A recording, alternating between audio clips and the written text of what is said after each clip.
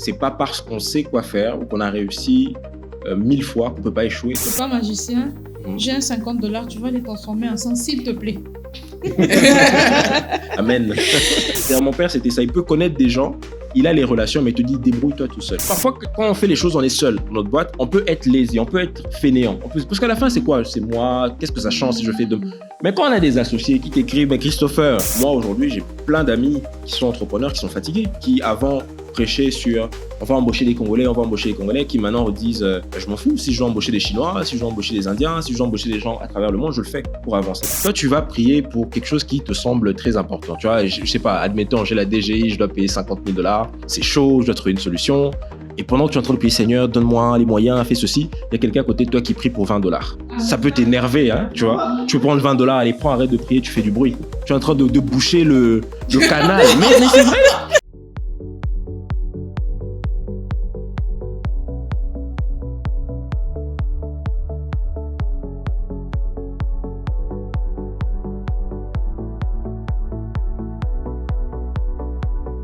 Bienvenue à la table de la quinoise. L'invité du jour, comment le décrire?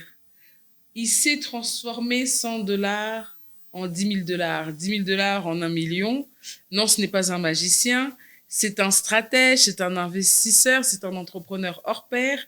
Bonjour Christopher. Quand je dis que tu t'es transformé $100 en 1 million, est-ce que c'est vrai? Oui, mais en combien de temps? La réponse qu'on veut, c'est le O-U-I. Oui, tu sais le faire. C'est clair. Aujourd'hui, je suis accompagnée, comme toujours, de Ruth. Bonjour Christopher. Bonjour Ruth. Je suis pas magicien, j'ai un $50, tu vas les transformer en 100 s'il te plaît. Amen. Alors, Christopher, t'es entrepreneur, ouais. T'es écrivain aussi. T'es investisseur, tu gères un fonds d'investissement. Ouais. T'as une soif de vivre et t'as une ambition sans pareil. Moi, ce que j'aime chez toi, c'est justement t'as beaucoup d'ambition. Et on va commencer par la question de base. D'où ça vient tout ça? De l'enfance. Moi, je sais déjà d'où ça vient. Je sais quelle étudiante tu étais. Comment est né le... Tu es très malin aussi. Comment est né ton cerveau qui cogite, qui impressionne. Toutes les personnes qui rencontrent Christopher disent la même chose. Christopher est super intelligent. Bah oui, nous on l'a constaté à Couleur Café. Enfin, moi, parce que c'était la première fois que je le rencontre. Pas je le rencontre, mais que je le vois et que je l'entende parler. J'ai dit, le gars, son cerveau fonctionne, quoi. Il a fait un voyage. Bon, après, on va te laisser parler parce que depuis tout à l'heure, je parle pour toi. Il a fait un voyage au Kasaï avec mon directeur des opérations, Glody. Glody, quand il est revenu, ah non, madame, monsieur Christopher. Ah non, madame, monsieur Christopher, il est très intelligent. Ah non, madame, monsieur Christopher, vous... Ouais.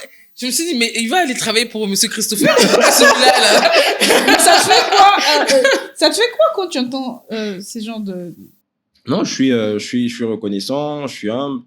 Je réalise que c'est aussi une responsabilité. Parce que maintenant, quand on dit ça de toi, derrière, il faut assumer, il faut assurer. Tu ne peux pas faire de mauvais investissements. C'est ça, c'est chaud. Si tu investis dans un truc qui ne marche pas, on va te dire, mais lui-même, mais c'est ça. Mais c'est pourquoi, très tôt, j'ai commencé, je crois, il n'y a pas longtemps, je commençais à faire des posts où je disais aux gens, c'est pas parce qu'on sait quoi faire ou qu'on a réussi 1000 fois qu'on peut pas échouer. C'est-à-dire que demain, je peux faire faillite aussi. Tu prépares déjà... Je prépare les gens. Je prépare les esprits. Je suis humain. Je suis humain, je peux échouer, etc. Mais l'avantage, c'est qu'à partir du moment où on a déjà fait 100 000 une fois, 150 000 une fois, ça veut dire qu'on peut le refaire 2 fois, 3 fois, 4 fois. Et donc, ça, c'est quelque chose qui ne se perd jamais. Ouais. D'où ça vient tout ça? Explique-nous un peu comment tu as grandi, ton enfance, quel genre d'étudiant tu étais qui t'a poussé justement à utiliser ta matière grise comme moyen d'investissement, en fait, pour multiplier l'argent. Non, en fait, histoire banale, moi, j'ai grandi, je suis né à Kinshasa, j'ai étudié ici, j'ai étudié au lycée Bosangani, donc je suis la première promotion du lycée Bosangani maternelle. Ensuite, je suis allé au collège Boboto, j'ai fait 12 ans, j'ai fini en maths physique. Je me disais bien. Ah oui, pourquoi? Il a la tête des gens qui sont très forts en calcul. Calculer l'argent des... Tu vois, moi, j'étudiais au lycée, genre, quand vous amenez un gars qui a ta tête dans lui... C'est les calculs, c'est les maths. Tu vois, donc quoi. Ouais, j'aimais pas trop la littéraire, alors que mon père était plutôt quelqu'un qui a fait littéraire, les lettres, les poésies, etc., le verbe. Alors, du coup, on va dire simplement, j'étais déjà très bon à l'école, en tout cas à l'école primaire, et j'aimais bien être le premier parce que mon père et les amis me motivaient pour ça. Évidemment, ça a commencé à diminuer quand je suis arrivé en deuxième secondaire, troisième secondaire. Les filles, on commence un peu à se dire, bon, ça sert à quoi d'être Fumuchik? À quoi sert de conquérir la classe si c'est pour perdre son style? Du coup, c'est un peu ça qui s'est passé. Et puis, les notes ont commencé un peu à dégringoler. Mais aussi, au-delà de ça, c'est aussi le côté, tu sors premier, t'es premier. Et puis, ça n'impressionne plus personne. On te félicite pas, on t'encourage pas. J'ai premier, ça change rien. Tu vois, comme d'habitude. Comme d'habitude, tu vois, à un moment donné, on se dit, mais quand même, du coup, ça sert à rien. Donc ça, c'est la première chose. La deuxième chose, c'est que très tôt, j'ai commencé à m'ennuyer à l'école, pour être tout à fait sincère. J'estime que passer 12 ans à l'école, alors qu'on a envie de faire peut-être 10 ou 9, ou on peut faire plus vite, moi, j'ai été vraiment très ennuyé à un certain moment. C'est quoi qui t'ennuyait? T'avais l'impression d'avoir déjà compris ce qu'on était en train de t'expliquer? Yeah. Ça, Exactement. J'imagine. C'était en fait avoir déjà compris. Peut-être. Peut-être, je sais pas, je saurais pas le dire, mais ce qui est sûr, c'est que les matières, à un moment donné, commençaient à m'ennuyer. J'avais envie d'apprendre vite. Et puis surtout, je suis quelqu'un qui aime apprendre parfois seul. C'est-à-dire, j'ai pas forcément besoin d'avoir un prof devant moi pour m'expliquer la matière. Je peux prendre le livre, de maîtriser les maths 4, 5, 6, le lire moi-même, comprendre ce qu'il y a, faire le test. Je vais vous expliquer ce qu'il y a dans le livre. Vous allez trop lentement. Moi, je vais vous dire. Non, mais tu me rappelles un film, je sais pas encore, le Shelton, je sais pas pourquoi, il était comme série, ça. Ouais. Ah oui. ouais. Non, mais en fait, si j'étais pas au Congo, je pense que j'aurais vraiment voulu faire physicien, théoricien, quelque chose dans ce style-là. Mais voilà, c'est le Congo qui a fait que bon, je me lance dans les affaires, que je trouve plus intéressant. Parce que la réalité, c'est quoi? À un moment donné, très vite, je suis rattrapé par la réalité de la vie. On va dire que à un moment donné, je me disais bon, moi, je vais étudier ici, je suis suffisamment intelligent, même si je vais pas en Europe, c'est bon. Sauf que quand je commence l'université, je me rends compte que c'est nul, quoi. C'est-à-dire que je me rends compte tout d'un coup, est-ce que je peux citer l'université? Oui. Parce que je vais attaquer un peu là. Du coup, je cite pas. Oui. Non, mais grosso modo, une certaine université. Et j'estimais que ce qu'on nous apprenait, c'était vraiment de la nourriture pour bébé. C'est-à-dire que c'était vraiment, j'ai envie de dire, je comparais avec d'autres universités, je trouvais qu'on pouvait réussir facilement. En tout cas, tu étudies, tu réussis, mais c'était pas à la hauteur, selon moi. Ok. Du coup, j'allais plus en cours. Ça veut dire que la première année, je suis allé en cours. La deuxième année, je suis allé peut-être à 2 ou 3 cours. J'étais tellement ennuyé que je suis arrivé à la maison. J'ai dit, papa, tu te débrouilles comme tu veux, mais moi, je vais en Europe. Tu trouves une solution. Et mon père a fait réunion de famille. Asseyez-vous ici. Est-ce que tu sais que ton grand frère qui allait de l'autre côté, il a fini pâtissier?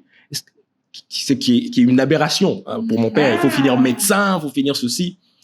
Et du coup... Ton père disait, celui qui est déjà allé en Europe a fini pâtissier.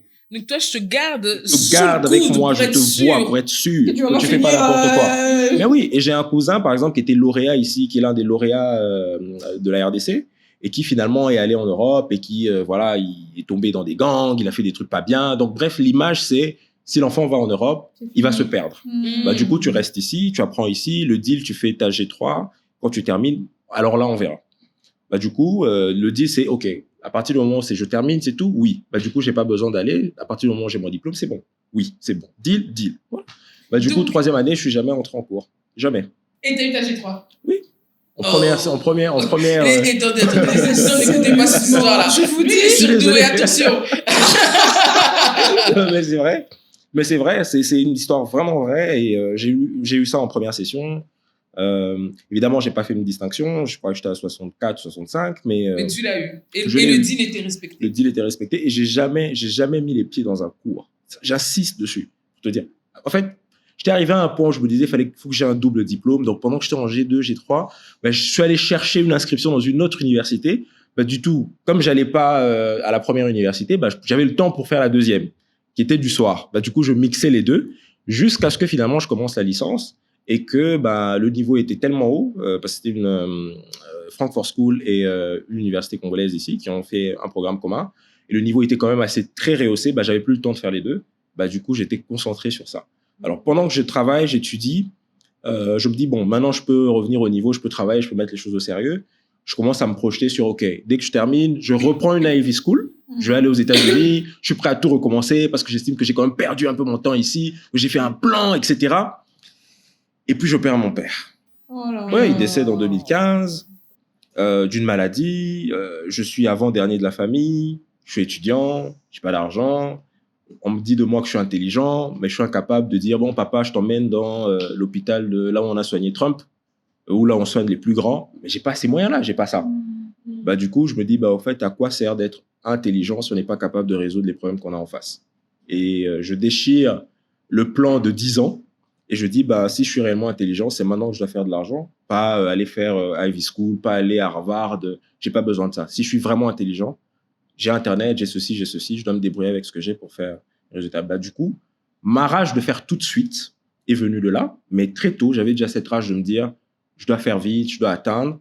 Mais comme les gens à côté de moi me disaient tout le temps, non, mais t'es jeune, t'as le temps, sois pas pressé, etc. Bah, j'ai fini par écouter ça. Mais dès qu'il y a eu ce boom, bah, j'ai dit, peut-être que moi j'ai le temps, mais qu'est-ce qui me dit que mes proches ont le temps? Si j'ai envie de faire plaisir à ma mère, j'attends quoi? J'attends dans 15, 20 ans, après avoir fait Goldman Sachs, après avoir fait Price ou je sais pas quoi, quand j'aurai finalement 2, 3 millions et je vais acheter une Lamborghini. Non, c'est pas comme ça que ça fonctionne. Donc, tout de suite, il faut que je génère des sous pour être en mesure de mettre les gens à l'aise. En fait, c'est plus pour moi, en fait. C'est ta rage de réussir a été poussée par les épreuves de ta vie. Oui, exactement.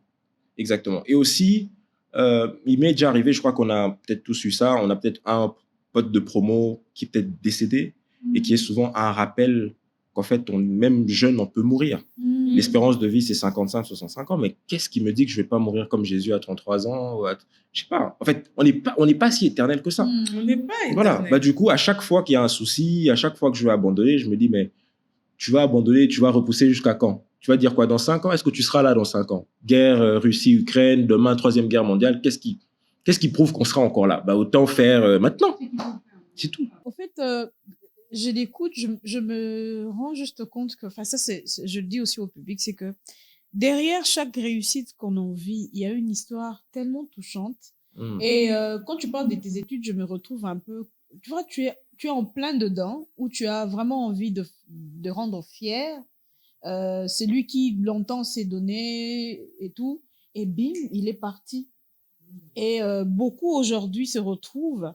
Et ça, j'aimerais vraiment dire aux gens qui vont suivre ce podcast, c'est un privilège d'avoir un parent.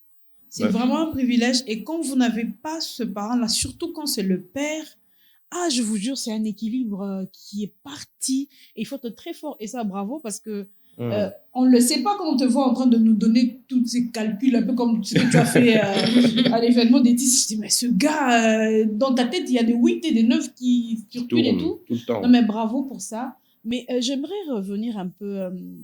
Le papa, il part, tu restes avec les sœurs, tu es en bas de l'échelle, mais tu te dis pas, j'ai des grands frères, je peux m'appuyer sur eux, j'ai peut-être des grandes sœurs, je veux m'appuyer. Tu te dis, non, c'est ma responsabilité, c'est ma vie, je me prends en charge. C'est pas facile. Oui, c'est pas facile, mais en fait, je m'appelle Mukoka. Notre famille, on n'est pas si nombreux à Kin. Hein, j'ai envie de dire, mon père, c'était l'aîné. Mais j'ai des grands-pères ici, des oncles qui sont quand même un peu... ils sont pas connus, pas chantés, mais ils ont quand même fait des choses dans la ville. Mais on nous a appris que c'est pas parce que ton grand-père, donc l'oncle de ton père, est quelqu'un, que son argent, c'est ton argent ou quoi que ce soit. Donc, chacun doit se débrouiller. En fait, mon père, c'était le genre de père, il a une voiture, il a tout ça. Je me souviens, je crois que j'étais l'un des rares élèves à aller à l'école en voiture. Donc, je prenais la voiture il m'a offert, je pense... non, je prends, mais dès que c'était terminé, il a dit, bon, voilà, maintenant, tu prends plus la voiture, c'est pas la tienne. En fait, il m'a donné l'envie. Puis il m'a dit, maintenant, tu te débrouilles, tu trouves la tienne. C'est-à-dire, mon père, c'était ça. Il peut connaître des gens, il a les relations, mais il te dit, débrouille-toi tout seul. Ton père, c'est mon père. Il peut connaître des gens, il te regarde en plus. Hein. Moi j'ai ce calcul, j'aimerais bien aller au FPI. Il te regarde. Il a fait les études avec le type du FPI. Il te regarde seulement. C'est vrai que ça serait bien si tu pouvais aller au FPI. Et puis il zappe la télé. Tu te dis, puis quand tu vois le type du FPI, tu dis, Mukuna. Mais ton père, est-ce que j'ai pas étudié? Je dis, oui, je vais voir mon père. Mais papa, tu avais étudié avec lui? Oui, mais je sais. Mais c'est pas parce que je le connais que tu vas le connaître. Alors là, pas du tout. Non, mais après, je pense que cette mentalité, ça aide. Tu sais, quand t'as des béquilles, tu sais que, non, tu peux dormir tranquille. Pendant que les autres se réveillent à 4 heures, pendant que Tissia court avec ses talons à gauche, à droite, Toi, t'as ton père, toi, t'as pas fait, mon père est là, ma mère est là, il va faire le taf. Mais bah, Après, moi, ça moi, a des avantages. j'ai une question pour toi, Christopher. Est-ce que en tant que parent, tu seras ce père qui va donner les béquilles à ses enfants pour pas qu'ils aient à avoir les épreuves que toi tu as eues? Ou est-ce que tu vas te dire non, non, je vais faire à la vieille école comme avec mon comme père. mon père. Mais gars, je suis désolé, vous allez marcher Non, ou la voiture, vous allez mériter. Non, je ferai pas ça. Honestly, j'en ai déjà parlé avec ma femme à plusieurs reprises. On considère, nous, que il est temps de donner, il est bon de donner aux enfants les leviers pour aller plus loin. C'est-à-dire que moi, je me dis, ça fait quoi si, quand mon enfant a 18 ans, il a déjà une maison, il a une voiture, il a une rente, ça lui permet de pas réfléchir comme moi, à réfléchir, bon, maintenant, je vais acheter où, je vais faire comment. Après, nous, on nous a laissé des maisons aussi, hein, by the way. Donc, on n'est pas démunis. Comme mon père est décédé, on n'est pas tombé dans la disette. Non, on a mangé comme il fallait, on était bien. Mais c'est de se dire quand même, on aurait pu avoir des béquilles qui nous auraient permis d'aller plus loin. Parce qu'on ne peut pas commencer une vie d'éternel recommencement. Aujourd'hui, l'enjeu, c'est quoi? Quand mon grand-père, qui était l'équivalent d'administrateur de territoire à Mbujima et au Kasaï, il a vu comment ça se passait, il a interdit à ses enfants de faire le diamant. Il disait, c'est les études, allez à Kinshasa. Il les a envoyés à Kinshasa, c'est son frère, ils ont étudié, ils ont galéré aussi, hein. Ils ont vécu des choses pas possibles, mais ils ont pris des choses. Quand mon père a eu son diplôme, il a commencé à travailler, on a fait venir ses petits frères, etc. Ils ont avancé. Et puis, ils ont fait quelque chose. Mes parents, même système, c'est de dire, bon, on sait que ce qu'on peut leur laisser, c'est l'éducation. Moi, mon père, par exemple, il n'a pas eu de licence. Il était directeur général. Il a fini directeur général dans une grande ONG de la place. Mais il n'a jamais eu sa licence. Il a fini graduat parce qu'à un moment donné, il avait le choix entre continuer sa licence ou prendre soin des études de ses frères. Bah, il a choisi ses frères. Et il n'a jamais eu le temps derrière de faire le nécessaire. Mais ça n'a jamais empêché de briller, etc. et de devenir J'ai quelqu'un. envie Donc, de te c'est ça. poser une question plutôt de cœur. Quel est le conseil précieux que ton père t'ait donné de son vivant qui te sert jusqu'à aujourd'hui? Les petits détails sont grands détails. Il me Mm. dit la différence entre... Parce qu'il me disait ça souvent, hein. Je suis directeur général. Est-ce que tu sais la différence qu'il y a entre le directeur général que je suis et le directeur commercial? Pourquoi moi, je suis devant et pas eux? Qu'est-ce qui nous différencie? Il me dit, mais en fait, c'est très peu. Je ne suis pas 10 fois plus intelligent qu'eux. Je ne suis pas 5 fois plus intelligent qu'eux. C'est des petits détails, mais qui font toute la différence.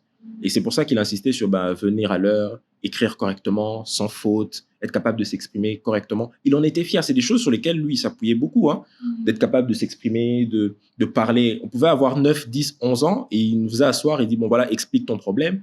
Bon, allez, bon papa, s'il y a quelqu'un qui dit n'importe quoi à la télé, il dit, mais même mon fils de 12 ans ne ferait pas la même bêtise que ce... Voilà, donc il mettait quand même le challenge assez haut. Et du coup, les standards étaient suffisamment élevés à la maison pour que quand tu es dehors, office, tu sais être partout. On n'était pas pauvres, on n'était pas riches, mais on avait suffisamment de bagages pour se fondre n'importe où. Oui, dans n'importe quelle sphère sociale. On était capable de se fondre. Ça, c'est une richesse. C'est la richesse de l'adaptation. Et du coup, tu es jeune, tu dis que tu as envie de faire de l'argent maintenant. Comment tu fais cet argent maintenant? Je fais un plan. C'est-à-dire que je me suis rendu compte très tôt que les cours qu'on avait à l'université avaient des objectifs. Quand tu lis un cours, on te dit, à la fin du cours, l'étudiant est censé faire X, Y, Z choses. Moi, j'ai pris ça au sérieux. J'avais un cours de projet. À la fin, on m'a dit que je serais capable de faire des projets. Du coup, quand j'ai fini le cours et que j'ai eu 14, je me suis dit, c'est une distinction. Donc, en fait, je suis capable de le faire. Donc, j'ai commencé à vendre des projets. À l'époque, c'était à $30, $40, $50. Mais tu vois, $50 fois 10 personnes, ça fait quand même 300. C'est quoi vendre des projets? C'est dire, un projet de faire les glaces, machine à popcorn? Non, c'est des projets structurants. Écoute, tu as quelqu'un, il a un projet, il veut présenter ça à des investisseurs, il vient chez toi, tu fais quelque chose. business plan un peu pour les camarades. Même pas au même niveau qu'aujourd'hui, mais je faisais quand même quelque chose et c'était facturé, c'était de bonnes factures. Et c'est comme ça que j'ai pris les choses au sérieux. Très tôt, par exemple, dès que j'étais en G2, G3, je suis allé faire le CPCC. Le Conseil permanent de la comptabilité au Congo, je suis allé faire une formation pour justement avoir un très, très bon background en comptabilité, être capable de donner cours. Dès que j'ai fini ça, je crois que j'avais tordu le bras de ma mère pour qu'elle me donne, pas littéralement, hein, pour qu'elle me donne, elle paye pour moi les $200. Dès que j'ai eu ça, je suis allé donner des cours d'encadrement aux élèves, aux étudiants. Tu vois. Et aujourd'hui, ce que j'ai fait il y a 12, 13 ans comme formation au CPCC, ça me sert encore aujourd'hui. Il y a des fois, on me paye $100, $200 par jour pour intervenir comme consultant par rapport à une matière que j'ai appris il y a 12 ans, 13 ans. Donc finalement, se former, C'est très important parce que l'entrepreneuriat, moi, par exemple, mon entrepreneuriat, c'est le café. Toi, ton entrepreneuriat, c'est ton cerveau. Exactly. Je vends ma matière grise. Donc, il y avait ça, parce que ça ne demande pas d'avoir de l'argent. Ça demande juste d'avoir la compétence technique et de voir, j'étais bon en marketing, qu'est-ce que je peux faire pour l'autre? Parce qu'en fait, il y a plein de gens qui ont des besoins. Il faut juste arriver et être en mesure de le faire. En fait, l'idée, c'était quoi? J'ai envie de te dire, quand je terminais, mes perspectives, c'était quoi? C'était d'aller travailler en banque. Voilà, on sait que c'est pas des millions qu'on donne quand on commence. On est autour de, 250, 300 tout au plus. C'était d'aller chez les Big Four. On sait que là-bas aussi, c'est pas des millions. Quand on commence, on est en dessous de $500. Et surtout, on travaille comme un dingue. Pendant autant de temps, on n'a pas d'heures. Si j'ai la possibilité de faire un taf, faire une consultance, de faire quelque chose qui me permet de générer les mêmes $300 en une semaine, en 3 à 4 jours. D'ailleurs, pour te dire, le premier deal de consultance que j'ai eu, j'ai été payé $250 pour 3 jours de boulot. 3 jours de boulot pour 200. OK. Ouais. Donc, pour l'époque, mon calcul était simple. Donc, je me suis dit, attends, si je fais ça, si je bosse tous les jours, c'est qu'en fait, à la fin, je vais faire 3. Bon, après, ça s'est pas passé comme ça. Hein. Si j'ai $250 en 3 jours, en 30 jours. En 30 jours, j'ai autant. Ça s'est pas passé comme ça, mais ça m'a fait voir qu'en fait, j'étais pas obligé de suivre le même logiciel que tout le monde. On est tous à Kinshasa, mais il y a des gens qui gagnent 20 000, 30 000 $ sans être politicien, en étant consultant, en étant salarié. Il y a des gens qui font ce salaire-là, en fait. Quand est-ce que tu as gagné le plus gros chèque, sans nous dire le montant, tu vas pas nous complexer ici, hein, s'il te plaît, et tu te dis, wow, c'est à moi, j'ai réussi à faire cet argent. C'est peut-être pas le plus gros chèque de ta vie, mais c'est le chèque en tous les cas où tu t'es dit, wow, j'ai réussi à faire facturer ça, ils ont payé.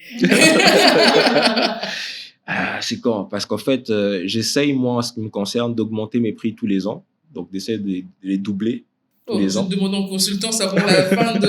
parce qu'avant la fin de l'année, là, parce que... Non, mais c'est clair, je vais doubler. En fait, j'ai envie de te dire, j'ai jamais vraiment eu le temps de profiter d'une grosse facture que j'ai pu encaisser. Pourquoi? Parce que c'est ça le revers de la médaille. Trop d'ambition fait que j'investis beaucoup, je me sacrifie beaucoup. Et même quand je me retrouve avec une belle somme d'un coup, ça va directement dans les dépenses. Je sens même pas, en fait. Oui, parce que tu investis aussi énormément dans une autre société qui est Coucou. Coucou, mais au-delà de Coucou, on a investi dans l'agribusiness, on a investi... En fait, même là, en ce moment, je suis en train d'investir dans une fintech. Tu vois. Donc, je mets mes billes un peu partout, surtout très tôt. J'avais compris ça parce qu'en fait, le calcul est simple. Si j'ai envie d'être millionnaire ou à la Elon Musk, etc., c'est clair qu'en dividende, ça va être compliqué. Le plus simple, c'est d'acheter une entreprise, de la développer suffisamment et de la revendre. Et là, tu as 1 million, 2 millions, 3 millions assez rapidement. Encore au Congo, tu peux faire ça? Acheter une entreprise, développer, revendre. Qui rachète des entreprises à 1 million au Congo? Non, mais il y en a. À défaut des Congolais, tu as des business angels qui s'intéressent au Congo. En fait, j'ai envie de te dire, le Congo, quand les étrangers, quand les gens regardent le Congo, ils voient un marché de 100 millions d'habitants. Ils voient un marché où il y a énormément de choses qui n'existent pas, énormément d'acteurs qui manquent, énormément d'éléments qui manquent. Du coup, on cherche, pour pénétrer ce marché, ils ne veulent pas refaire les choses from scratch. Donc, ils vont chercher un business qui a quelque chose, un minimum de traction, un minimum de brand. Ils arrivent, ils mettent de l'argent et ça passe.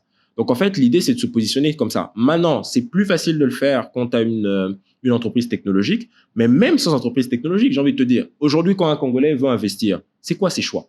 S'il veut investir véritablement de manière passive, soit, à la limite, il fait un peu d'immobilier, mais pour de l'immobilier, selon là où tu veux être, si tu fais de l'immobilier locatif, il faut quand même mettre des sous, parce que même si tu achètes, je sais pas, pour 100 000 $ achetés à Bandal, tu as un loyer de combien? Tu vois, donc c'est quoi, c'est 5%, voire 4% si tu le fais minimum. Si tu es assez doué, tu as 8% à peu près par an. Donc c'est pas évident, c'est pas à la portée de tout le monde. Si tu achètes à Bibois, tu achètes je sais pas où, à 20 000, 30 000 ou à 15 000, c'est un terrain que tu achètes, tu vois. J'ai envie de te dire, moi j'ai un proche de ma famille qui a un bien qui est en périphérie de la ville. Le loyer, c'est 30 000 francs par mois. On fait quoi avec? Tu vois. Ouais. Donc, du coup, les alternatives à l'investissement, il n'y en a pas beaucoup. Ce qui fait que si aujourd'hui, toi, tu décides de vendre des parts de la quinoa, je suis sûr qu'il y aura pléthore de gens qui voudront acheter. Et ça crée une hype, en fait, autour de ça. Surtout qu'il n'y a pas beaucoup d'opportunités. Non, mais c'est vrai. Les gens sont prêts à acheter tellement c'est rare. Et puis, les entrepreneurs aussi, on ne veut pas vendre nos parts, la plupart. Personne ne veut. C'est très difficile pour un entrepreneur de vendre ses parts. Toi, tu vends tes parts facilement dans ta société? Oui, parce qu'en fait, j'ai envie de dire, moi, je suis un entrepreneur, je ne suis pas très attaché à mes business. Je ne sais pas comment le dire. Je suis attaché à ma marche. C'est-à-dire qu'aujourd'hui, ça ne me dérange pas de vendre tous les business que j'ai, parce que c'est en réalité pour moi des business tremplins qui doivent me permettre d'aller plus loin. C'est quoi ton plus loin? C'est quoi ton objectif? Le maître du monde. En fait, mon objectif. Non, mais il a cité Elon plusieurs fois. Hein. Non, mais en fait, j'ai envie de dire, mon objectif, c'est quoi? Moi, ça m'embête. Je sais pas vous, hein. Ça m'embête que quelqu'un peut s'énerver aux États-Unis et que ça ait un impact sur ma vie. Je sais pas si tu vois ce que je veux dire. C'est-à-dire qu'en fait, mon rêve, c'est d'atteindre une liberté telle qu'il n'y ait pas suffisamment de gens qui s'énervent là-bas et ça m'impacte. Je sais pas si tu vois ce que je veux dire, c'est ça. Et tu vis pas aux humeurs d'un individu quelconque quelque part. Donc je veux veux pas être mis en être otage. non, je veux être dans une situation où ça pète au Congo, je vais au Guatemala, ça pète au Guatemala, je vais aux États-Unis, ça pète aux États-Unis, je vais sur Mars. Donc je cherche pas à être milliardaire forcément, mais je cherche à être dans une situation où je n'ai plus cette contrainte de il faut que je sois ici, il faut que je sois là, il faut que je prie pour tel, il faut que je veux pas ça. Et surtout, je veux plus être dans une situation où quand il faut donner de l'argent que je prie. Ça m'énerve. Tu vois un peu, c'est-à-dire qu'aujourd'hui, on est très croyant, on est très chrétien, si je peux glisser un peu dessus, parce qu'on manque en fait. C'est-à-dire quelqu'un vient te voir et te dit j'ai besoin d'argent pour payer mes études, tu les as pas et tu dis je vais prier pour toi, ça va aller, Dieu va faire. En fait, tu n'as juste pas l'argent pour dire bon je prends en charge tes 5 ans et puis c'est tout. Quelqu'un tombe malade, il faut soigner, on va prier avec ferveur parce qu'en fait on n'a pas les moyens de le faire déplacer d'ici vers un hôpital digne. Alors, est-ce que tu penses que plus on a l'argent, moins on prie? Non, mais je pense que plus on a l'argent, mieux on prie. Je sais pas si tu vois ce que je veux dire. C'est-à-dire mieux dans le sens de... Je sais pas si tu connais cette anecdote. Toi, tu vas prier pour quelque chose qui te semble très important. Tu vois, je sais pas, admettons, j'ai la DGI, je dois payer $50,000. C'est chaud, je dois trouver une solution. Et pendant que tu es en train de prier, Seigneur, donne-moi les moyens, fais ceci, il y a quelqu'un à côté de toi qui prie pour $20. Ça peut t'énerver, hein, tu vois. Tu prends le $20, allez, prends, arrête de prier, tu fais du bruit. Tu es en train de boucher le canal. Mais c'est vrai! Parce qu'il va m'entendre avec mes 50 000, il va t'entendre avec tes 20 000, avec tes $20, ça dérange. Prends 20 et puis laisse-moi me... Voilà, quoi. Moi, j'ai un vrai enjeu. C'est un peu comme ça que je vois les choses. Donc, l'idée, c'est vraiment de se dire, je vais être suffisamment libre pour que si aujourd'hui j'ai envie de construire une route, que j'ai pas à pleurer, je construis la route. Point. Si j'ai envie de faire une bibliothèque dans mon village natal, j'arrive, je fais la bibliothèque et puis c'est tout. Faire de la bibliothèque dans ton village natal, c'est un exemple comme ça ou c'est important pour toi? Extrêmement important pour moi. Tu connais l'adage qui dit si tu veux cacher une information à un noir, tu le mets dans un livre. Oui. C'est pour ça que tu veux faire la bibliothèque, pour qu'enfin, même dans un village, on puisse avoir des livres et apprendre. Oui, of course. En fait, l'idée pour moi, je trouve aberrant. Je donne un exemple. Combien de... J'ai envie de te dire, plus de la moitié des marchés publics de construction, c'est des entreprises étrangères. Mais comment ça se fait? On a l'IBTP, on a Polytech, on a machin. Qu'est-ce qui empêche à 10 étudiants de se mettre ensemble, d'aller lever des fonds? Parce que même quand on finance ce genre de choses, tu sais comment ça se passe? C'est l'État qui donne 10 millions. C'est pas l'entreprise qui va sortir les 10 millions. Il y a peut-être une garantie bancaire, etc. Ça cloche. Qu'est-ce qui se passe pour qu'on arrive à avoir des ponts si délabrés, si bizarre, même pas en bois, alors qu'on a des ingénieurs, on a tout ça? C'est qu'il y a quelque chose qui cloche. Comment ça se fait qu'on a des gens qui étudient le marketing, ils finissent en marketing, ils sont incapables de se vendre eux-mêmes?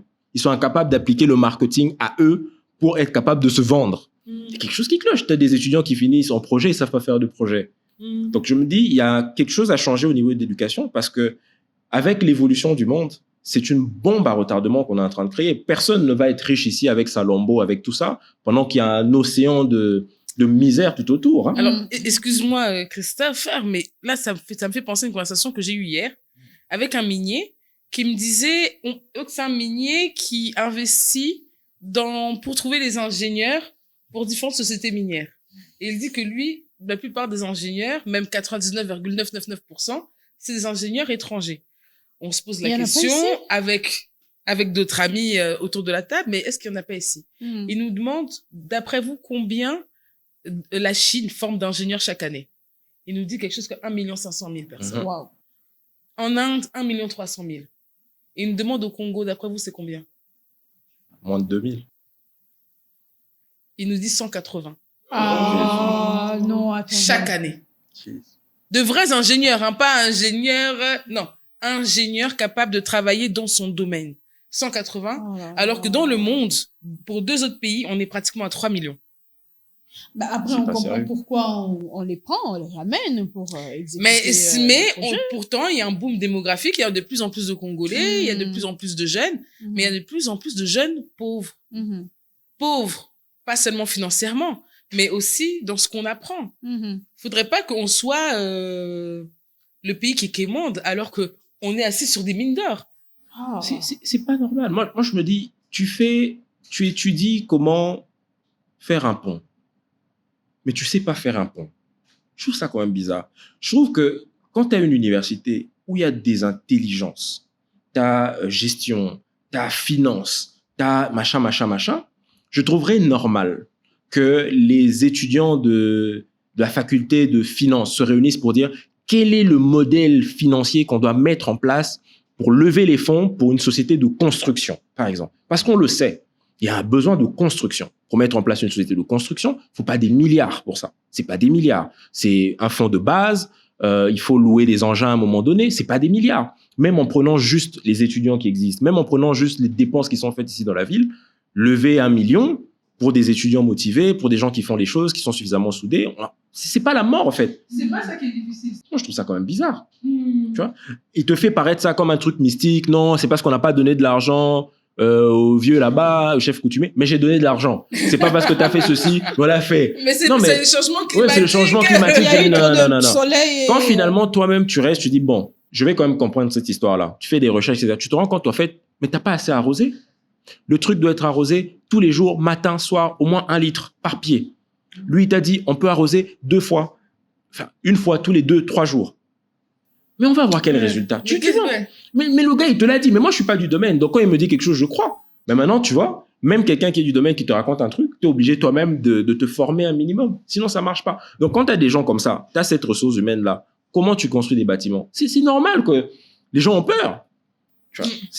Quand on entend Christopher, on a l'impression que c'était un Fumouchik. Tu sais, les Fumouchik, ouais, face à les cahier. Fumouchik, ils réfléchissent cahier, calculent. Il n'a pas le temps pour autre chose. En dehors des calculs de 8, de 9, de 10 et des millions, qu'est-ce que tu fais dans tes temps libres? C'est vrai que j'ai envie de dire, à ce stade, l'entrepreneuriat, c'est un peu ma passion. Non, mais en fait, moi c'est plus... J'adore ça. C'est-à-dire que moi, lire un bouquin sur Elon Musk, sur ce qu'il a fait, le modèle économique, ou bien passer des heures à lire des états financiers pour comprendre un peu comment ça se passe, pour moi, c'est vraiment une détente. Sérieusement, pour être tout à fait Tu me honnête. fais penser à mon frère qui, à un moment donné, on prend un verre. Il parle des stratégies et tout. Je lui dis, mais on est là pour se détendre. Il me fait, mais on fait un brainstorming, on se détend, non? C'est pas ça, se détendre. Allez, on continue, je te le Non, mais ça t'arrive vraiment un moment, tu déposes le téléphone, tu déposes la machine, tu dis, OK, maintenant c'est le moment, enfin j'ai vu que t'as des beaux garçons, maintenant c'est le moment pour mes garçons, c'est le moment pour ma femme. Comment tu l'appelles déjà? Soleil, le vent? Toi, tu l'appelles comment? Si je le dis ici, elle va se fâcher.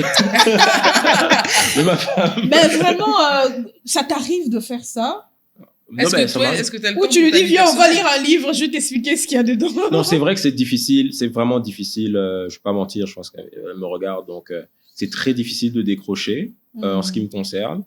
Maintenant, évidemment, je fais autre chose. Je suis un grand fan de manga, par exemple. Je suis un grand fan de manga, en particulier One Piece. Donc, je peux te citer plein de choses que je regarde tous les week-ends. Je peux arrêter tout pour, par exemple, lire un roman qui voilà, un manhwa, comme on dit, c'est un manga japonais, etc. Donc, je suis un grand fan de ça.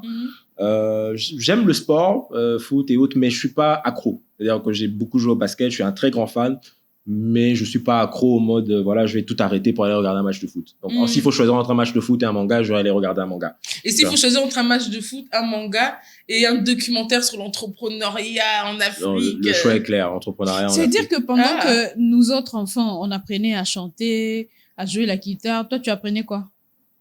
Basket, et puis l'école, les cours. Et puis à un moment donné, quand je me suis perdu un peu, à draguer, peut-être. Est-ce que t'étais bon dragueur? Bon, faut demander à ma femme. Mais ouais. Non, ben oui, non, écoute, à un moment donné, tu passes par des phases. Non, je me débrouillais. C'est vrai que tu parles bien business, tu dois aussi bien parler sentiments. Mais il faut bien, sinon, attends, Attends, c'était pas arrivé dans un rendez-vous, tu oublies, tu commences à parler des calculs. Non, non, je faisais Tu vraiment vois, la j'ai part lu des un choses. livre pendant qu'elle attend que tu dises t'es belle, Non, quand elle après- a entendu, j'ai lu un manga, tu sais, dans le Non. manga, et on a dit ça. Non, c'est vrai. Maintenant que j'y pense, en fait, moi, j'appelais ça avec des amis. Bon, à l'époque, on appelait ça l'évangile. C'est-à-dire que, en fait, il y a l'évangile selon Marc, etc. Et en fait, il y a plusieurs styles. J'ai par exemple un ami qui est marié aujourd'hui aussi, qui est d'ailleurs PhD, qui est professeur en France, qui par exemple il avait un style plutôt compliment. C'est-à-dire, ah, vous êtes très jolie, vous êtes ceci, vous êtes cela. Ben, et il était métis, on va le dire comme ça. Donc, il avait un avantage, si on peut le Par dire, rapport sur le à- marché congolais. Alors, moi, mon style, c'était plutôt d'être direct et d'être assuré. C'est-à-dire que j'avais pas peur de dire, j'ai jamais eu peur de dire les choses. Donc, Tu veux sortir avec moi, je te trouve belle. direct, mais je me rappelle une fois, j'ai eu une phrase, je sais pas si elle Sérieux? suivra. Je me rappelle une fois, j'ai dit à une fille, bah, t'es célibataire, je suis célibataire, est-ce qu'on peut pas être célibataire ensemble? Non, mais voilà, c'est en fait pour te dire, et par ailleurs, moi, ma femme, j'ai étudié avec elle.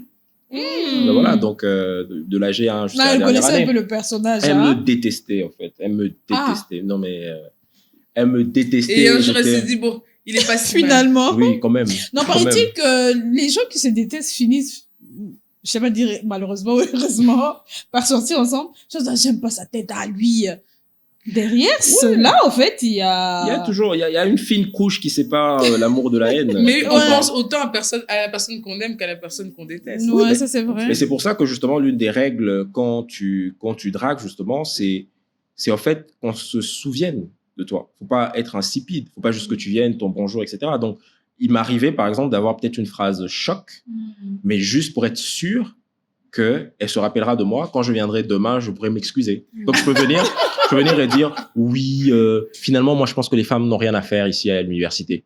Ah, mais comment tu peux dire ça? Qu'est-ce qui se passe, etc. Je pars. Le lendemain, je dis, en réalité, je le pensais pas, mais c'était une opportunité pour moi de, voilà. Tu vois? Je te est-ce revois que- pour m'excuser. Mais est-ce que ça marche aussi en business? Si on Mm. revient un peu sur le monde entrepreneurial, c'est-à-dire dire un truc juste pour qu'on se souvienne de toi. Si t'as pas le temps, si t'as 5 minutes avec Elon Musk dans un ascenseur, t'as pas le temps de pitcher, oui, je vais faire ci, je vais faire ça.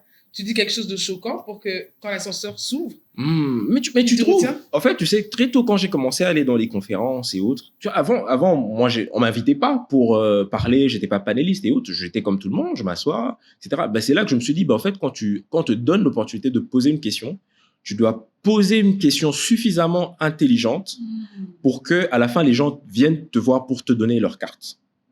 Parce qu'en fait, quand je me retrouvais dans C'est des conférences, difficile. c'est pas Ah ouais. évident. Quand je me retrouvais dans des conférences, mais écoute, je me suis déjà retrouvé dans des conférences où j'étais le moins fortuné de la pièce, où tu te retrouves avec le directeur d'un grand ceci, d'un grand cela, d'un grand ceci, où tu te poses même la question, mais qu'est-ce que je fais là? Tu vois, mais après, tu te rends compte, en fait, tu as quelque chose à dire. Même si tu fais pas des milliards, mais le simple fait que tu es entrepreneur, que tu es de cet autre côté de la barrière, c'est peut-être quelque chose à dire aussi aux autres entrepreneurs. En fait, à partir du moment où vous vendez, vous êtes dans l'action, vous êtes déjà plus que la majorité des gens. Parce que la majorité des gens rêvent d'entrepreneuriat. Ils passent jamais à l'action. Ils se donnent des excuses, etc. Mais à partir du moment où vous lancez, vous faites quelque chose, vous devenez intéressant pour quiconque, parce que tout le monde peut rely on, comme on dit, peut se dire, ah bah tiens, moi aussi j'ai commencé, moi aussi je vendais avant 100, moi aussi avant j'avais 100 000.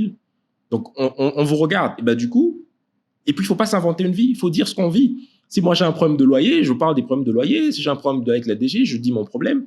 Et finalement, les gens se trouvent un lien et se connectent, et après on fait quelque chose. Et surtout, ce qui est très important, ce que j'ai remarqué dans la plupart des conférences et autres, maintenant ça change un peu, quand on parle des entreprises, on voit les grandes. Même à la FEC avant, c'était essentiellement, c'est les grandes entreprises. Quand on vous dit par exemple que le problème d'accès au financement, on vous dit, bah en fait, c'est à 15%. Mais combien de personnes savent que les PME en fait, se financent à 80% en fait? Le coût de financement, ça va jusqu'à 80%. Moi, j'ai rencontré des ministres qui ne le savaient pas. Et j'étais choqué. Tu rencontres le ministre et il ne sait pas que toi, tu empruntes à 80%. C'est énorme, hein? Mais c'est incroyable. Mais Christopher, quel a été ton premier business qui t'a donné la bonne et la mauvaise expérience au même moment? J'ai commencé par le trading. C'est-à-dire que je cherchais quelque chose à faire d'assez rapide. Et du coup, comme je suis un financier, j'adore tout ce qui est bourse, marché financier, etc. Bah, j'ai commencé par là. Donc, j'ai investi, j'étais boursier en dernière année. J'ai eu cette chance-là. Et du coup, j'investissais en bourse. Donc, j'ai fait mes premiers sous comme ça.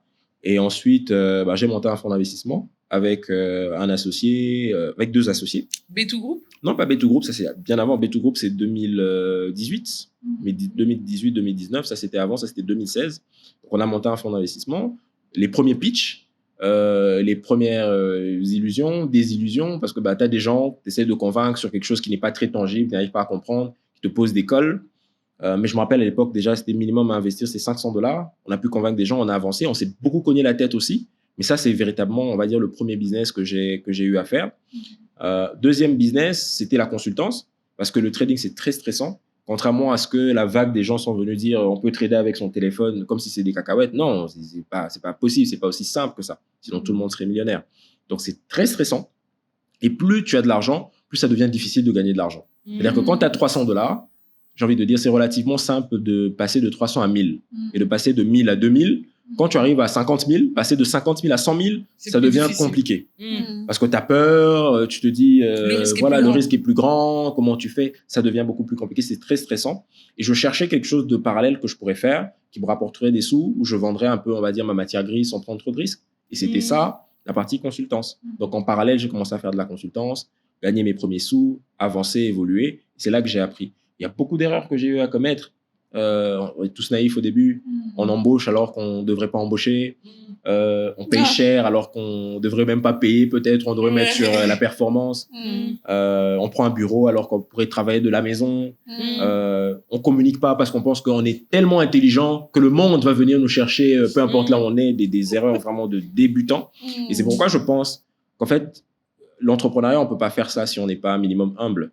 Parce qu'il faut tellement se remettre en question régulièrement, se dire que c'est pas parce que tu penses que tu es intelligent, que tu as raison, qu'il faut pas à un moment donné dire stop, peut-être que je me trompe, je revois un peu la stratégie, j'écoute les autres et j'avance.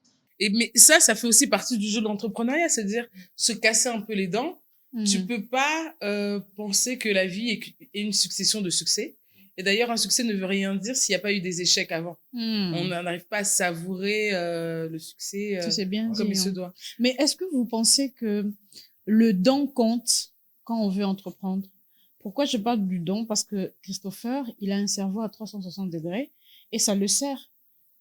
Est-ce que le don compte quand je veux entreprendre? Peut-être que le don que j'ai, c'est ça qui me permettra d'être un bon entrepreneur. Est-ce que tu penses que ça compte? Moi, je pense que ça compte, mais c'est pas l'élément important, plus important. Parce que si on y réfléchit bien, qui sont les personnes qui devraient être les premiers à entreprendre? Pour moi, je pense que ce sont les cadres de grandes entreprises.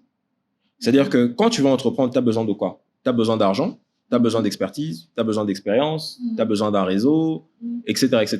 Mais qui ont ça? Quand tu es directeur commercial d'une grande banque, ils ont tout. Tu as un réseau. Si tu as besoin de lever des fonds, tu as des amis que tu peux appeler. Si tu gagnes $10 000, bah forcément, tu as une bonne partie de tes amis qui gagnent cette somme-là, donc tu peux lever un peu plus facilement. Tu as de l'expérience. Si tu arrives à être directeur commercial d'une banque, faire gagner de l'argent à la banque, c'est que tu sais vendre un minima, donc tu as quelque chose. Mais en fait, c'est toi qui devrais le faire. Mais à qui on demande d'entreprendre? C'est à des jeunes qui viennent de finir l'université ou qui n'ont même pas encore débuté, ils n'ont pas de réseau, pas de compétences, ils ont été formés comme ils ont été formés, et puis on dit non, mais c'est toi qui vas entreprendre, tu vas réussir, vas-y. Et nous, on démarre, on rentre dans nos grosses voitures et puis on part. Non, tu vois. Et on dit voilà, ça va aller, on vous encourage. Non, ceux qu'on devrait encourager, ce sont ces gens-là qui ont l'expérience. Tu vois, c'est eux qui devraient monter des business. Donc, ce qui veut dire que, en fait, c'est pas ça qui est le plus important, c'est même pas l'argent qu'on a. Il y a un moment donné, moi je pense, il y a une espèce de colère. Il y a une espèce de rébellion. Ce que je vois de la plupart des entrepreneurs, tu fouilleras, hein. Tu verras, il y a un truc qui a cloché à un moment donné, un déclic qui fait que faut que j'entreprenne. C'est tout. Faut que j'entreprenne. Ça peut être le traumatisme, ça peut être la rébellion, ça peut être, je sais pas, on m'a mal parlé un jour au boulot. Ça m'a tellement énervé. Ben, c'est fini. Je dois être mon propre patron. Ça me rappelle un peu ce que tu as dit à Couleur Café la dernière fois quand on a fait le jeu de $100. Ouais. À la fin, quand tu as dit, en réalité, vous n'aviez pas besoin de ce $100, j'ai dit, Christophe, est-ce que tu te rends compte de ce que tu fais? Jusqu'à ce que tu expliques, j'ai dit, c'était ça. Au fait, c'est pas d'abord l'argent. Tout commence dans la tête. Tout commence dans le tibia. Un bon entrepreneur, c'est trouver l'argent. Un bon entrepreneur, c'est toujours trouver l'argent. Mais ça arrive quand même que tu toques. Un entrepreneur, c'est un beau parleur? Pas nécessairement. Mais un entrepreneur, c'est un bon vendeur. C'est-à-dire que, parce qu'en fait, c'est tout ce qu'on fait. On vend à nos clients, on vend à notre personnel qui doivent venir chez nous et pas dans les grandes banques. Parce que dès que tu te développes suffisamment, si tu veux attirer les bons talents, il faut que tu les piques à gauche, à droite. Il faut que tu leur vends quelque chose parce que tu n'as pas les moyens de payer autant que les miniers, par exemple. Il faut leur vendre un avenir. Donc, on leur vend. On vend à nos fournisseurs parce que parfois, on prend des marchandises sans payer avant. On vend à notre partenaire. T'inquiète pas, ça va encore investir dans le business. Mais surtout ça, tu vois. Donc, il faut être un bon vendeur. Il faut avoir ce truc avec les gens. Et à défaut de l'être soi-même, il faut avoir la capacité au moins d'attirer un associé qui te complète. Tu vois. C'est-à-dire, je ne sais pas parler avec les gens, je ne sais pas faire ceci. Je suis très technique. Mais au moins, j'ai pu attirer à moi un associé qui lui fait ce que moi je ne sais pas faire. C'est ça en fait. Il ne faut pas être baratineur, mais voilà quoi. Il faut quand même savoir se vendre, c'est un minimum. Christopher, là on va passer à la séquence Fire Question. Ou Jésus. Je vais te poser des questions. Il va falloir répondre rapidement. Okay. Tu peux développer si c'est important pour toi, mais la rapidité. Ça marche. À quel moment tu as vraiment compris que tu étais devenu entrepreneur? Quand j'ai gagné mes premiers $250. Le premier truc que tu as sacrifié pour ton business? Ma vie de couple. Ton pire ennemi en business, la peur ou l'ego? L'ego. La phrase qu'un entrepreneur ne devrait jamais dire? J'abandonne. Le deal que tu aurais dû refuser? Il y en a tellement. Le moment où tu as failli tout arrêter? Le dernier moment où ça m'est arrivé, c'était cette année. Hein. Tu veux développer? On en parle plus tard? Non, on peut en parler plus. Après, écoute-moi, ça me prend 3 secondes et après, la rage revient et puis ça passe. Ok, vas-y, dis-nous. Non, mais en gros, je voulais plutôt arrêter certains business, mais pas arrêter l'entrepreneuriat. Parce que je sais pas, je suis condamné. À chaque fois que je veux arrêter, je me retrouve toujours dans une situation où je me dis, si les autres arrivent, pourquoi pas moi? Ils ont 2 bras, un cerveau, je vais être capable de le faire aussi. Le petit détail qui a eu un énorme impact sur ton business. Tout à l'heure, tu as parlé de détails. Il y en a plein. Il y a le fait que j'ai commencé à communiquer sur LinkedIn. Ça m'a rendu visible dans le monde. En fait, si aujourd'hui, j'ai même rejoint la FEC et que je suis avec la meilleure présidente de commission actuellement, c'est grâce à LinkedIn, en fait. Ça m'a ouvert énormément de portes. La deuxième chose, c'est l'intelligence artificielle. C'est-à-dire, je me suis pris un peu en retard, selon moi, mais c'est un game changer de dingue. J'espère qu'on aura l'opportunité d'en parler plus en détail. On va en parler. Le truc que tu faisais au début et que tu ne referais plus jamais. Embaucher des gens sans contrat de performance. Dernière question, ton rapport à l'argent, stressant, stratégique ou serein? Stressant, parfois, stratégique, mais jamais serein. Jamais serein. Moi, j'ai noté, moi, je suis expert en vie de couple, déjà, donc si ça va me permettre de poser cette question, tu as dit que tu as sacrifié ta vie de couple à un moment. Ouais. Qu'est-ce qui s'est passé? Non, grosso modo, quand j'ai débuté, je me rappelle quand on a commencé notre relation, chaque jour, on se voyait. Elle partait au boulot, moi, je finis le boulot. Comme je l'ai dit, on a fini ensemble. Elle va travailler. Moi, si je vais travailler dans mon business, mais j'avais plus de flexibilité. On se voyait tous les jours. Mais avec les responsabilités et parfois certaines périodes où les résultats n'arrivaient pas, j'avais besoin de travailler plus dur. Parce que moi, mon principe, c'était ça. C'est de dire que si j'ai pas de résultats, c'est que je travaille pas assez, c'est que je fais pas assez, donc je vais travailler plus dur. Aujourd'hui, s'il te plaît, on se voit pas, je vais travailler. Du coup, ça, c'est des choses que j'ai un peu gardées comme réflexe. C'est-à-dire que, j'ai envie de dire, aujourd'hui, je gagne beaucoup plus d'argent que ce que je gagnais quand j'ai commencé, mais mes problèmes ont évolué plus que proportionnellement à ça. Donc, du coup, ça fait que le réflexe derrière, c'est de se dire, il faut que je travaille toujours plus, sauf que derrière, j'ai une famille, j'ai une femme, j'ai des enfants, il faut leur consacrer du temps.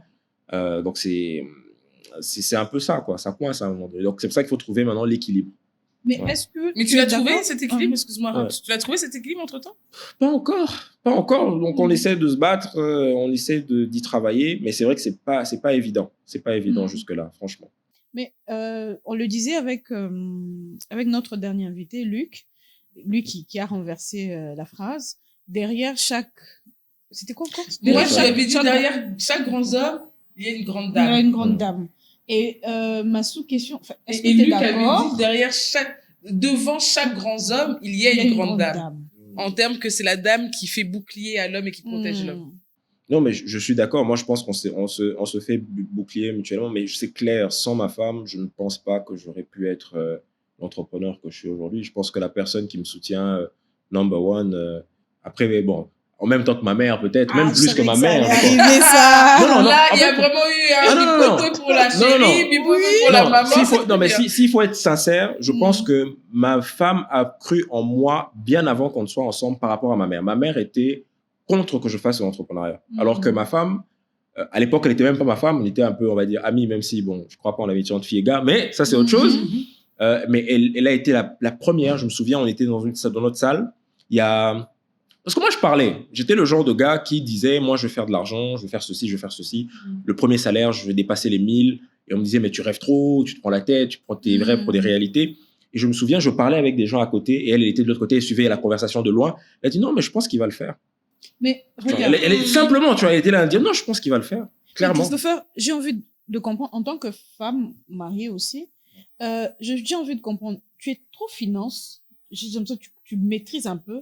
Comment tu arrives à gérer le portefeuille famille et le portefeuille entreprise?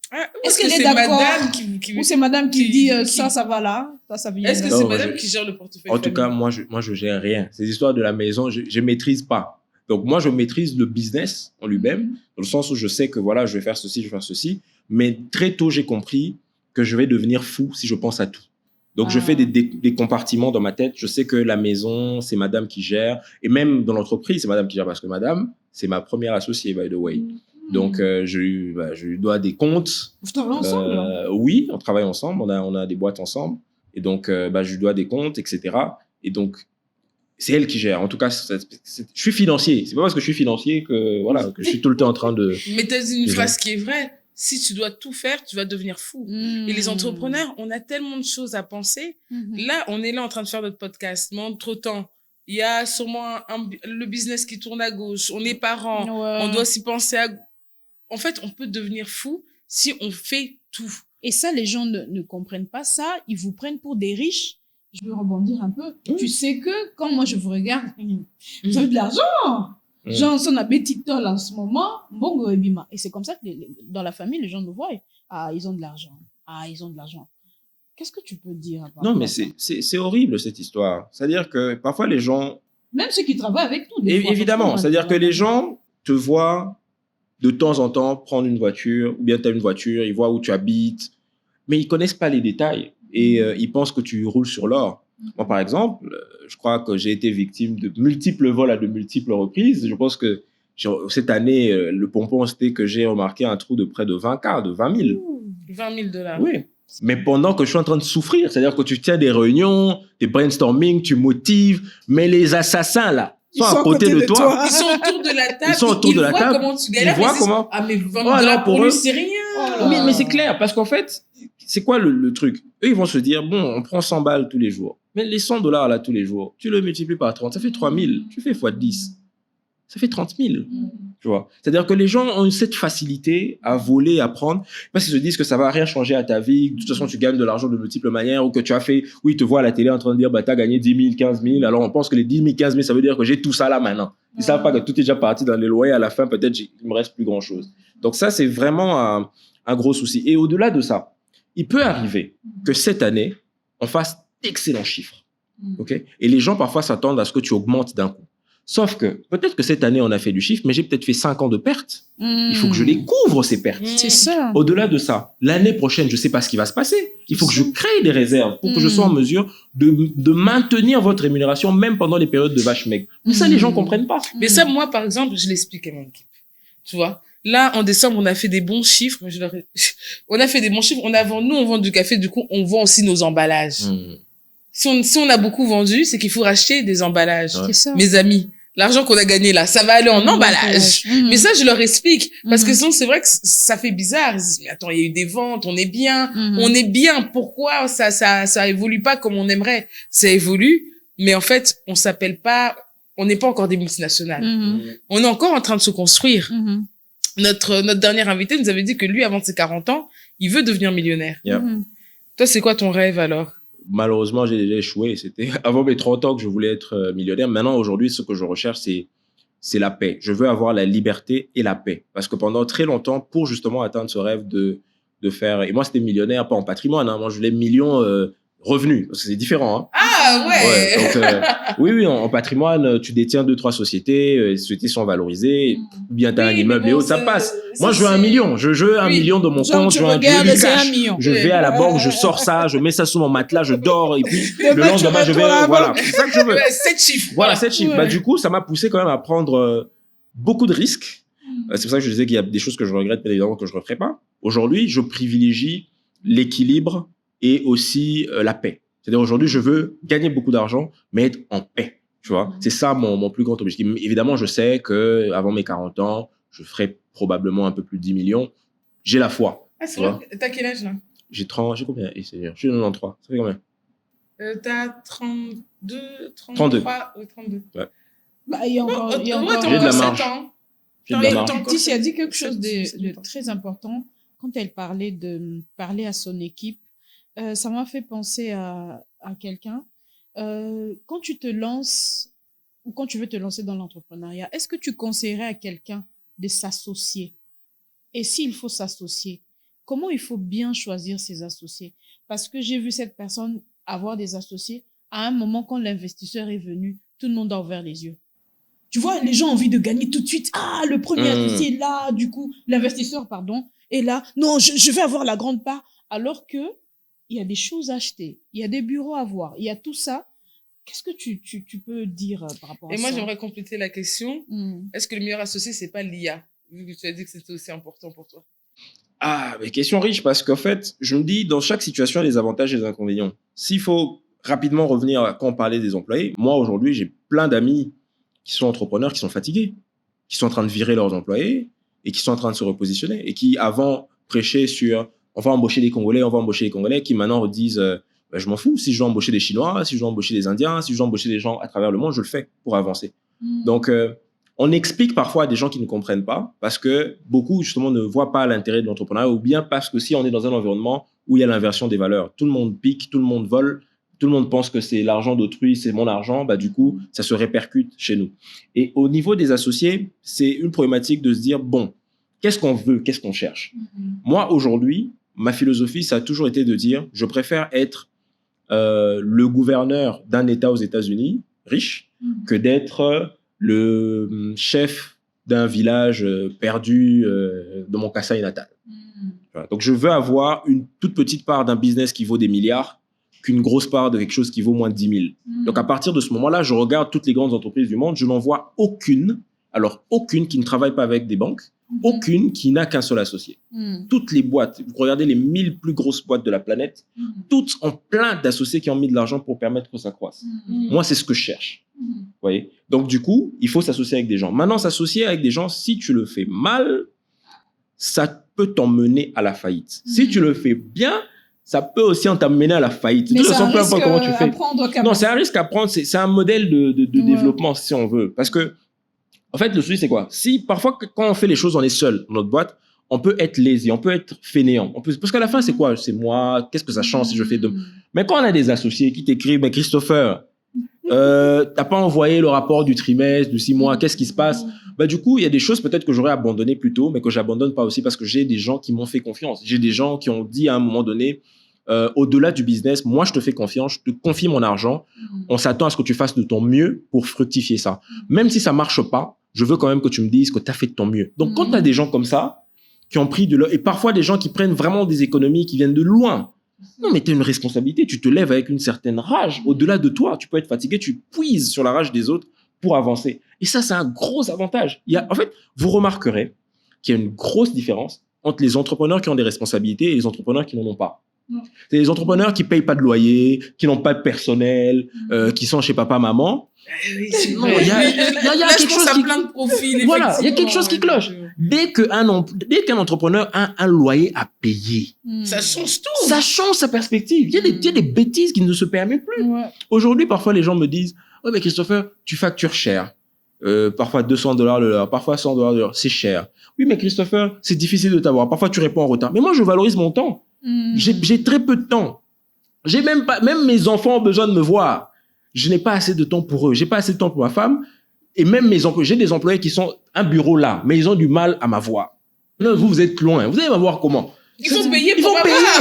Ah, ça, Parce que là, moi, je peux aller dire à madame, bon, je fais quand même 2-3 heures, mais je suis ça payé va comme ça, je vais acheter un peu le rapporter, yaourt. oui, hein. Tu vois, on peut trouver, mais si c'est juste, on va juste parler pour voir les synergies, Non, mais, je suis désolé. Du coup, comme on t'a eu dans le podcast, on a de la chance en fait, parce que Ouais. pour toi, le temps, c'est de l'argent. On a vraiment de la chance de t'avoir là. Genre, on t'a fait perdre combien? On a fait combien, sur la Non, mais c'est riche, au fait. Et ça fait plaisir. Tu sais, quand t'as dit ton âge, j'ai dit, wow, oui. Je me suis repositionnée dans ma tête. Mais c'est tellement riche de parler avec toi. T'as raison. T'as raison de vendre ça. Parce que ça vaut la peine. C'est vrai que je me dis, non, tu es cher, toi. Qu'est-ce que t'as que les autres n'ont pas? J'ai ce que les autres n'ont pas. Tout simplement. Et, Par ailleurs, petit commentaire. À Kinshasa, moi, je connais quelqu'un qui facture $2000 de l'heure. je pense qu'il faut que je réfléchisse aussi. Consultation. Si les gens sont prêts à payer, c'est que ils rapportent plus de $2000 de l'heure. C'est-à-dire que si tu lui payes $2000 de l'heure, il va te faire gagner 3 fois, 4 fois plus. Et $100 de l'heure, c'est rien. Il y a plein de gens qui payent ça. Tu sais, moi, j'ai une de mes couturières qui me fait souvent mes vêtements. Et un jour, je lui ai dit, tu fais pas ça assez cher. T'es doué.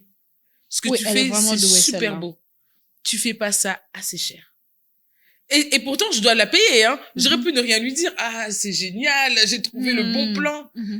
Le conseil, c'est que parfois, quand on a un talent, parce qu'on est jeune, on se minimise. Ouais. Alors que c'est pas parce que tu as 20 ans de boîte que tu es plus efficace que moi.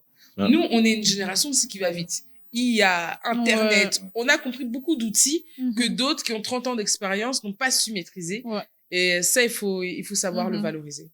Et même en tant que Congolais, parfois, on est complexé. Bon, je vais pas faire ça aussi cher, mais tu sais que le Chinois à côté, le Blanc à côté, il fait ça aussi cher.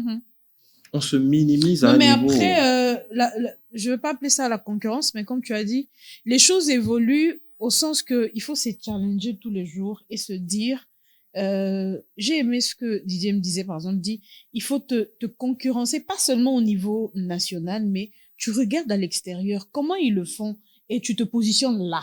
Ça va te permettre de ne pas être dans le foufou de tout le monde. Et quand tu dis, les gens disent que tu coûtes cher, bah, attends. Non, mais sois sincère. Je n'ai pas étudié gratuitement, non. Non, mais regarde, sois sincère. Tous les entrepreneurs que je connais, tous les entrepreneurs que j'ai dans mon réseau sont prêts à payer les gens $1,000-1,500 si au moins ils sont capables de leur apporter 3, 4, 5, 6, $7,000. Sans problème. Oui, bah, bien sûr. C'est-à-dire qu'en fait, c'est juste, est-ce que tu peux me rapporter ça? Et il y a plein de gens qui sont capables de le faire. Enfin, peut-être pas autant que je le pense, mais c'est-à-dire que l'idée, c'est que si aujourd'hui, vous avez une compétence que vous pouvez valoriser en disant, Ticia, moi, je peux faire les prospections, je peux faire ceci. Même pas, tu me donnes juste un $100 de transport et le reste, tu me payes une commission sur les ventes que je rapporte. Si je rapporte rien, tu paies rien. Mais si je te rapporte quelque chose, tu me donnes autant. Si la personne te rapporte $10,000, tu payes 1,000. Ça change quoi dans ta vie? Moi, c'est un profil comme ça que je cherche. Oui, quand tu parles de rapporter, on n'est pas tous bons gestionnaires. Et sincèrement, quand tu parles investir, rapporter, excuse-moi. Ouais. Nous, on aime acheter. Je sais pas comment il faut mettre de côté. Christopher me dit, il faut me rapporter. Quel est le conseil que tu donnerais à quelqu'un qui veut entreprendre, mais qui sait, au fond de nous, franchement, il sait qu'il n'est pas bon gestionnaire en matière d'argent, mais il a quand même besoin d'investisseurs.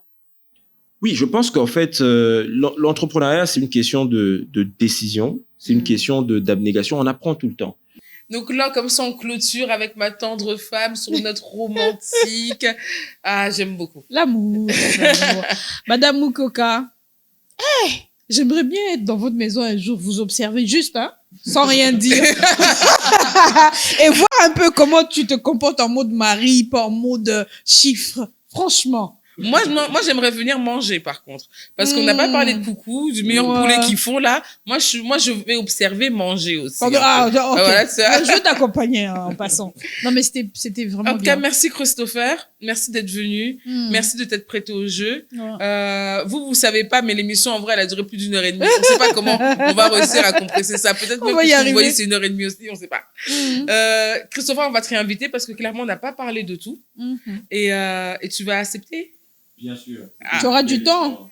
Non, mais moi aussi, j'ai beaucoup appris. C'est toujours bien de parler avec des gens. On se comprend, on essaie d'évoluer. J'ai beaucoup aimé l'exercice. Merci et prochainement à la table de la quinoise, un nouvel invité et toujours plus d'échanges, plus de discussions avec vous. Merci Christopher. Ciao, ciao. Merci Ruth, bye. Abonnez-vous sur notre chaîne et activez le cloche pour ne rien rater prochainement. Merci.